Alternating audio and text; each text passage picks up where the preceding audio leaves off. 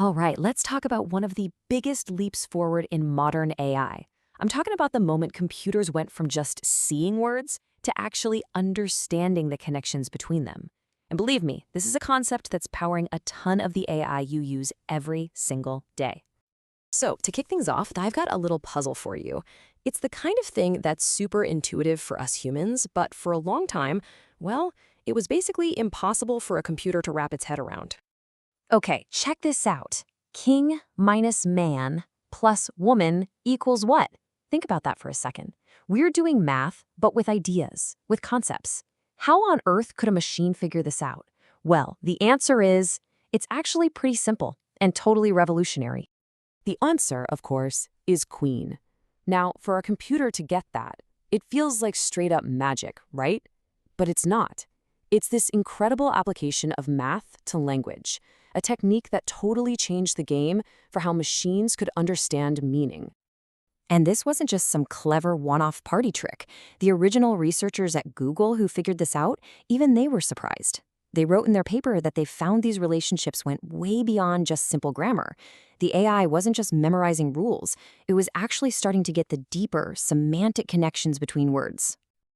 And what's so brilliant is just how flexible this whole thing is. The same exact logic works for all sorts of different things. You can use it to figure out country capitals, you can use it for grammar, like finding the superlative of an adjective. It even works for business stuff, like linking a company to its CEO. It's wild. Okay, so to really appreciate just how big a deal this was, we kind of have to rewind and look at the problem computers used to have. Let's talk about how machines saw words before all this. You see, in the past, a computer treated words as what the paper calls atomic units.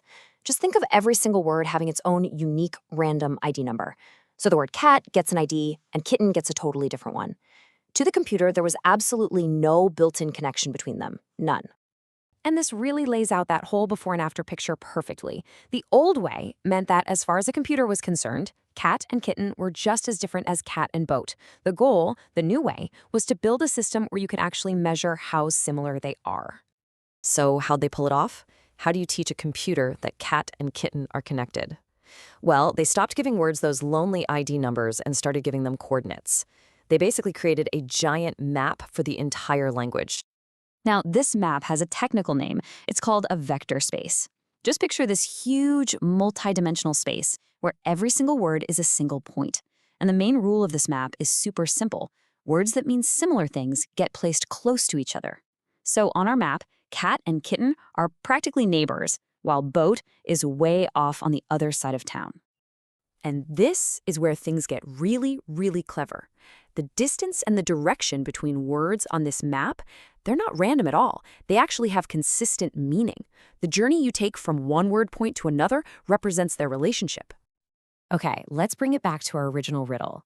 On this word map, the specific direction and distance you travel to get from man to woman basically represents the idea of gender counterpart.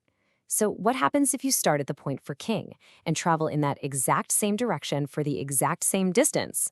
You land right on queen. That word puzzle just became a simple geometry problem. So the concept itself is beautiful, right? But the big challenge was, how do you actually build this map for millions of words and billions of relationships without it taking forever? The old ways were just way too slow, way too complex.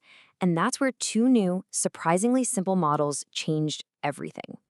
The paper introduced these two new models, one called SIBO and the other called skipgram. And you can really think of them as two sides of the same coin. SIBO looks at the words around a blank space and tries to predict the missing word.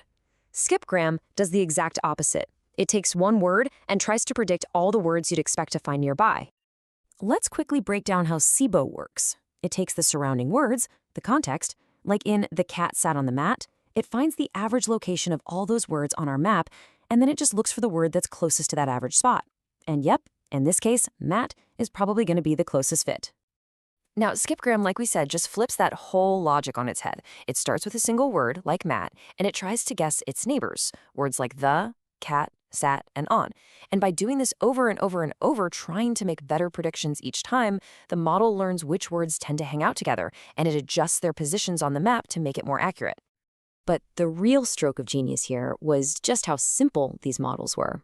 They actually threw out the really complex, computationally heavy, hidden layers that older neural networks used. And by doing that, they became unbelievably fast and efficient. And that speed, that efficiency, let them scale things up like never before. Get this. The paper mentions that they could train on a dataset with 1.6 times billion words and get high-quality results in less than a day on one machine. I mean, that was a total game changer for what was possible. Okay, so we know the models were faster and they could chew through way more data. But the big question is, were they actually any better at, understanding language? Let's take a look at the results. Just look at this skipgram model right here. When it came to semantic accuracy, which is basically the test for understanding actual meaning, it hit 55%. That is more than double the accuracy of the older, much more complicated models. It turns out simpler wasn't just faster, it was way, way smarter. So, why does any of this matter? Well, because this whole technique became the bedrock, the fundamental building block for so many AI applications we use constantly. We're talking about better machine translation, smarter search engines, and all those question-answering systems we rely on. This ability to grasp word relationships truly was revolutionary. When you zoom out, this wasn't just another small improvement. It was a total paradigm shift. By creating this map where words get their meaning from their neighbors and their relationships, we handed computers one of the key ingredients they needed to start understanding the incredible nuance of human language. And that kind of leaves us with a pretty fascinating thought, doesn't it? If we taught machines the relationships between words just a decade ago, and today they're understanding entire paragraphs, what comes next? That first incredible leap from lonely words to a web of relationships paved the way for everything we're seeing now. So the real question is, what's the next frontier?